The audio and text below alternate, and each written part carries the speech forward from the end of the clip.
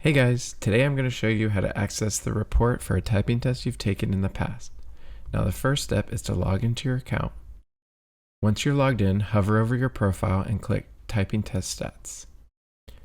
Once you're on this page, scroll down and you'll see a chart of your recent typing test history. Find the test you want to view and click View Report. Now this page is only accessible to you when you are logged in, so you can't just share a link to this page. What you'll want to do is click the Print Results button, and under Destination, click Save as PDF.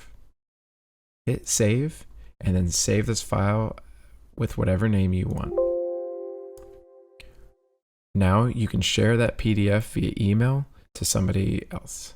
Quick note, this name here is generated from your profile using your first name and your last name. Thanks so much and have a great day.